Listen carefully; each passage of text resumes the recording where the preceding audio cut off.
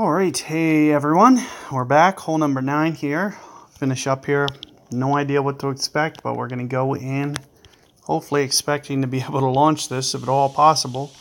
I remember last tournament, specifically the Spring Major, they set up a very controversial wind on this hole. Some guys were able to get to the other side, other guys couldn't. So I'd like to see, hopefully, this week, one or the other. Now, I know they have been receiving feedback and starting to understand that these questionable winds need to be changed, and it looks like they have made the necessary adjustment this time around, which is nice. You know, I know for a fact that, you know, they are listening to some of the feedback. I've specifically, you know, talked to them about tournament setups, and I know that they have been doing better here of late, especially with the feedback that I and, you know, other top members have been providing them. So here you can see that the wind is pointed downwind, and it should help everybody get to that second fairway. You know what I forgot to do? I forgot to bring Cataclysm though. So I'm going to have to go at this with Sniper. Still possible, just not quite as fun. I might be a little bit harder. So what I'll usually do with a Berserker full overpower, maybe plus 20% for my shot, I want to make sure that my auto rotation is toggled on. And sure enough, there it is. So there's a couple ways that I can do this. I can either do it with a hook shot, slice shot, or alternatively the other way. So where I'm probably going to go with the hook shot just to see, you know, if I can generate a little bit momentum, especially with the lesser club that I brought. And I'm going to go about 2.5 targets from this, 1.5 extra targets from here. Maybe right in here, 1.7. Call that 1.7 extra targets of movement from my initial start point. And that keeps in mind that I was basically, you know, playing the wind on my own by feel. And here you can see it's shooting right there close to the rough, but just inside of it. You can see I can get it down here 520 yards with that, you know, curl shot. It will help you get up there a little bit longer. You can see it is going to bring the right rough into play, and that's one of the reasons that you saw me straight top spin it instead of right spin it. I knew it was going to get a little bit aggressive with that approach. Keep in mind that initial setup was me factoring in the wind. I'm visualizing a vector, essentially 15 rings pointing off the right edge of my bullseye on that target as kind of my initial setup point. From that point, you know, I'm only moving over about 1.7 targets or 1.8-ish from that initial point. And as I mentioned, you know, I'm basically visualizing a vector off the right of my bullseye, the right edge of the white line, pointed in the direction of the wind. And that's how I went about setting up that original.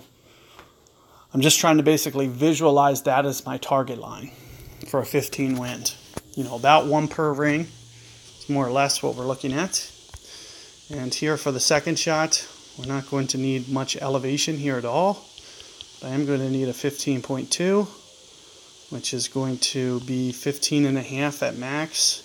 We're not going to need to be at max, which is nice. It looks like that might be a little bit too much backspin, so we'll try to do right around here. And we'll do 80% or so, 15 rings. So I'm going to try to do this fast in 2 motions.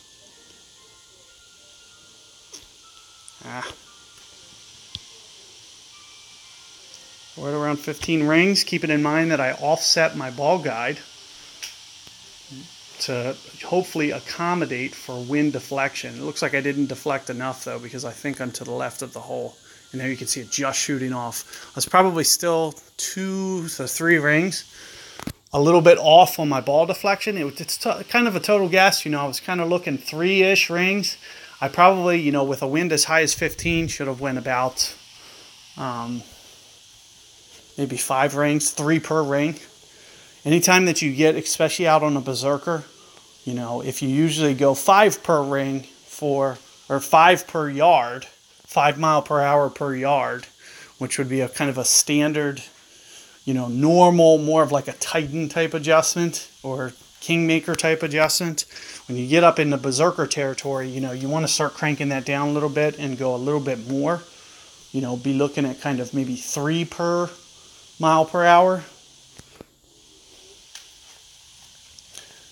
So, you know, 3 miles per hour per every movement, which would have probably been, you know, better if I used basically like a 5-yard, 5 green grid buffer. Would have been probably a lot better. However, you know, it just basically takes albatross off the table. This is still going to be a very easy eagle. Just going to basically point that ball guide right on the hole for the 3rd bounce and just let that 3rd bounce just kind of run straight into the pin. There you can see easy eagle, pick up an easy win there, and made quick work of this 9th hole. So hopefully, you know, as you can see, albatross is not going to be out of the question. I can already tell you that.